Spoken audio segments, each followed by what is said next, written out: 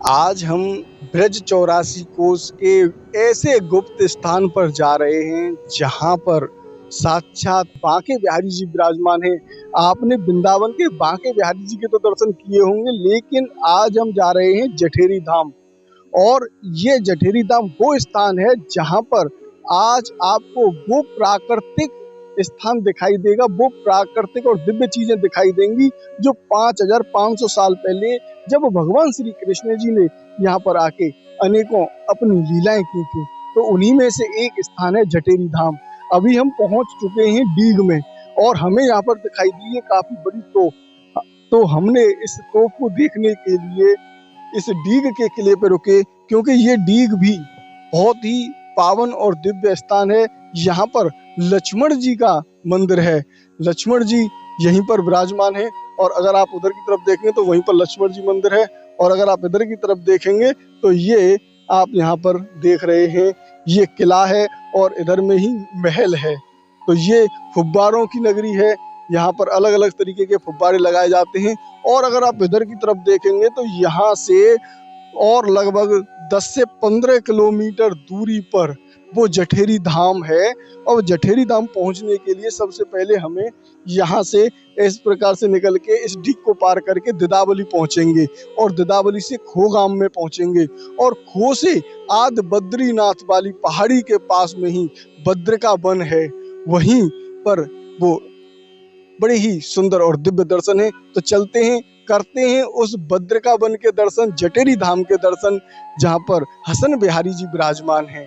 तो आनंद लीजिए, आप इस वीडियो में अंत तक बने रहें। और पड़ेगा जिसे दिदावली कहते हैं। दिदावली के बाद खो है, क्योंकि आज हम आपको महाराज वो रास्ता दिखाने के लिए जा रहे हैं, क्योंकि अनेकों भक्त इस जठेरी धाम में पहुंच ही नहीं पाते हैं। उनको पता ही नहीं है कहाँ होके रास्ता है, कैसा ये आदि वृंदावन है, प्राचीन वृंदावन है। असली वृंदावन का आनंद तो इसी स्थान पर है महाराज, क्योंकि ये जठेरी धाम है ही ऐसा।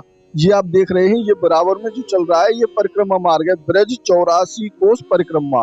और ये जठेरी धाम भी ब्रज 84 कोस की परिक्रमा में ही आता था। ये जो स्थान आप देख रहे हैं ये श्री कृष्ण जी की नानी का घर है। यहाँ पर नरसिंह देव भगवान जी विराजमान है। और नरसिंह देव भगवान के अलावा यहाँ पर बड़े ही दिव्य दर्शन भी हैं। तो ये अगर हम सीधे चले जाएंगे तो कामा पहुंच जाएंगे, लेकिन हमें कामा नहीं जाना है, हमें जाना है इधर की तरफ। यहाँ पर ऊपर लिखा भी हुआ है तृप्त कुंड ब्रज विकास ट्रस्ट।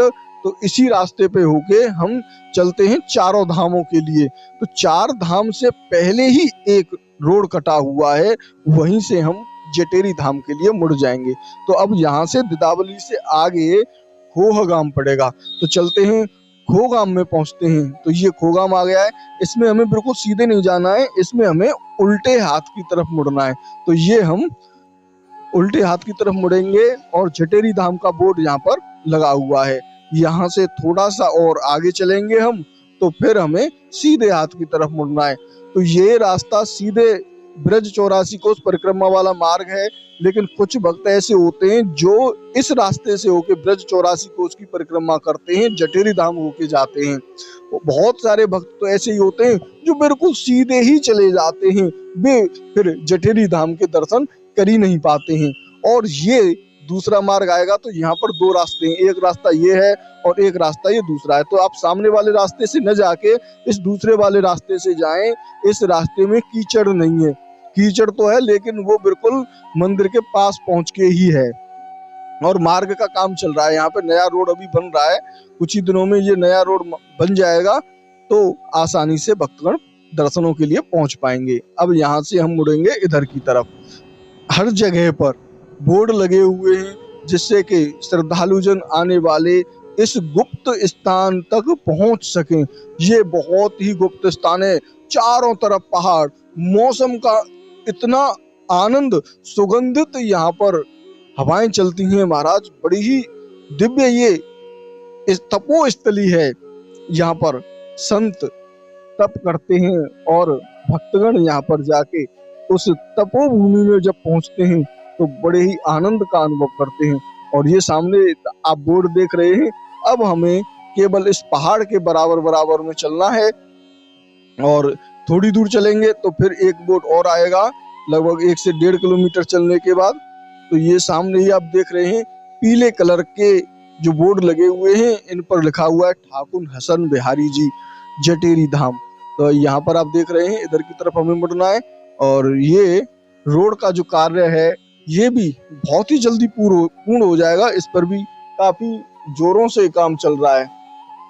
यहाँ से और सीधे चलेंगे तो अब एक गांव पड़ेगा।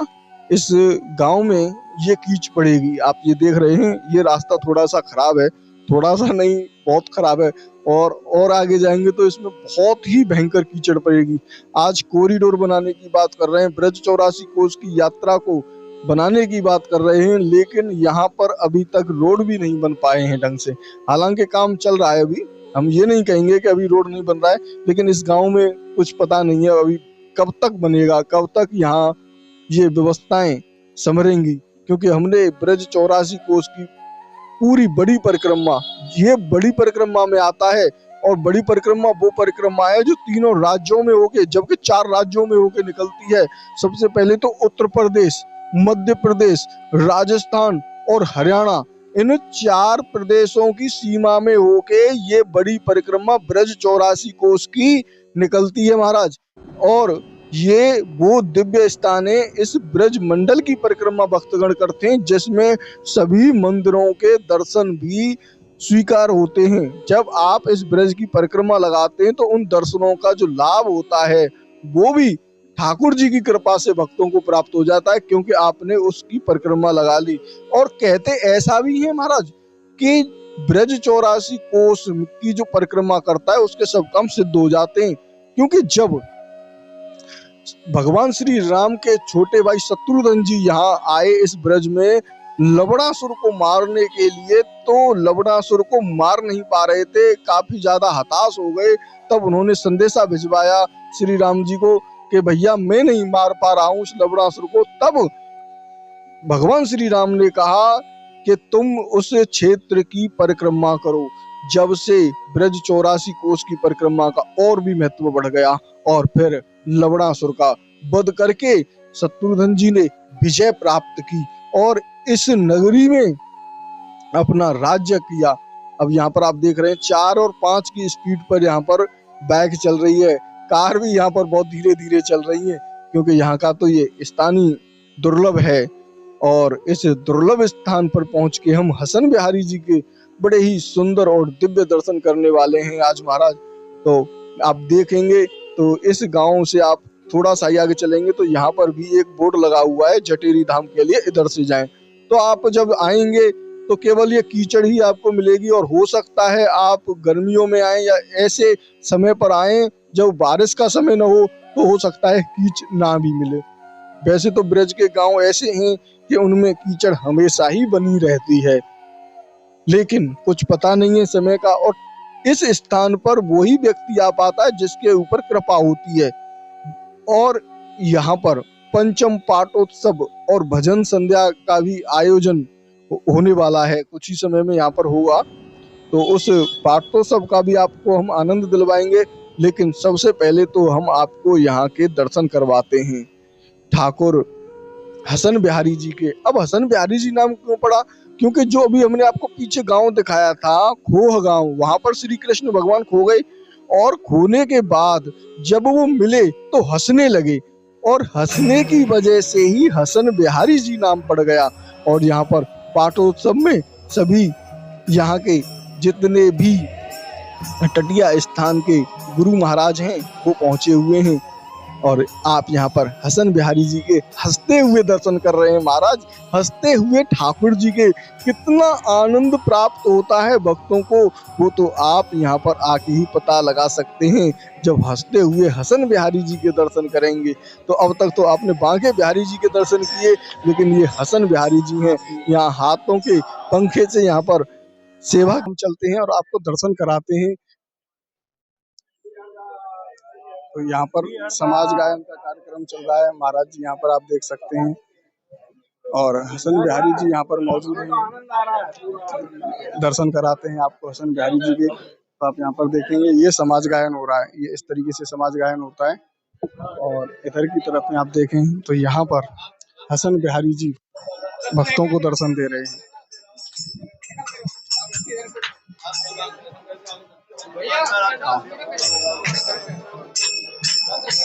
नकागार क्यों आ जाओ।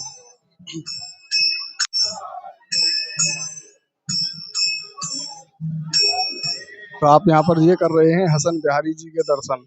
यही वो दिव्य और अलौकिक दर्शन हैं जिन दर्शनों को प्राप्त करने के लिए भक्तगण बड़ी बड़ी दूर से आते हैं। और इधर में सभी यहाँ पर समाज गायन का जो अलौकिक और दिव्य आनंद है वो यहाँ पर भक्तगण भी उठा रहे हैं। और सभी समाज के व्यक्ति हैं वो उठा रहे हैं। हरिदास जी के सभी संप्रदाय के लोग यहाँ पर मौजूद हैं और इन दर्शनों के लाभ ले रहे हैं। आगे अभी ये बाबू बताए कौन सी बताइए।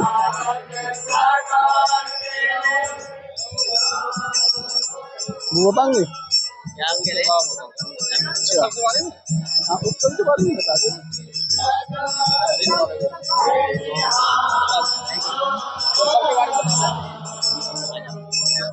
करो चालू। ये जटेरी धाम में बहुत प्राचीन स्थान है। यहाँ पर गंधमादन पर्वत, नर नारायण पर्वत, स्वामी श्री हरदास जी महाराज की परंपरागत से ये स्थान है। यहाँ रसिक संत भजन करते हैं, पाठ पूजा करते हैं। हमारे अनन्यदास जी महाराज बहुत पूर्व समय में यहाँ भजन करते थे। आज जो आप ये छवि दर्शन कर रहे हैं ये अनन्यदास जी महाराज यहाँ पर लेकर आए थे। करीब इसको 90 वर्ष इस छवि को हो चुके हैं। श्री स्वामी जी की परंपरागत यहाँ जटेरी धाम में भक्त भाव से संत भजन पाठ पूजा करते हैं। पहले कुछ समय पहले प्राचीन मंदिर में ठाकुर जी विराजमान थे तो वह मंदिर कुछ दुरुस्त होने की स्थिति में था। तो पुनः जब वृंदावन से श्री मुखिया जी महाराज पधारे तो 2021 में नव मंदिर विराजमान ठाकुर जी को किया गया। उसी का पंचम पाठोत्सव ये आज मनाया जा रहा है। बाहर से सभी संत पधार रहे हैं यहाँ पर। यहाँ अनन्यदास जी महाराज, लक्ष्मण दास जी महाराज, सूरदास जी महाराज और आपके मनोहर दास जी महाराज यहाँ पर संत हुए। ये संतों की भजन स्थली है। यहाँ संतों ने भजन किया है और सभी भक्तगण यहाँ अपने भाव से संतों के दर्शन के लिए और भजन के लिए पधारते हैं। ठाकुर श्री राधा हसन बिहारी जी के दर्शन है। ऊपर सनकादिक भगवान का मंदिर है, राधा प्रेम सरोवर है, अनन्य सरोवर है, गौशाला है, बिहारी जी का बगीचा है यहाँ पर और अन्य बाहर से पधारे हुए सभी भक्तगण। और आज यहाँ पर की जा रही है और यहाँ आरती भी बहुत ही भव्य तरीके से होती है। भक्तगण यहाँ पर आरती कर रहे हैं और भरपूर आनंद ठाकुर जी का उठा रहे हैं। तो ये आनंद के जो पल हैं वो आप एक बार यहाँ जटेरी धाम में आके ले सकते हैं। ब्रज का अलौकिक और मैं कहूँ तो अति दुर्लभ स्थान ये जटेरी धाम है क्योंकि यहाँ पर बहुत कम भक्तगण पहुँच पाते हैं, उनको पता ही नहीं है। तो अगर आपने ये वीडियो यहाँ तक देखा है तो आप इस वीडियो को शेयर जरूर कर दें महाराज। शेयर करने से पता नहीं कौन कौन यहाँ पे आ सकता है, किस व्यक्ति का मन कर जाए, किस भक्त के मन में ये अग्नि उत्पन्न हो जाए कि मैं भी ठाकुर हसन बिहारी जी के दर्शन करूंगा और लाभ प्राप्त करूंगा। तो आप इस वीडियो में आनंद जो आज आपने आनंद रस प्राप्त किया है उसे कमेंट बॉक्स के माध्यम से हमें बताएं। क्या ये स्थान आपने पहले देखा था, उसके बारे में भी आप बता सकते हैं। नहीं देखा है तो भी बताएं और ठाकुर हसन बिहारी लाल की जय का जो है कमेंट जरूर करें।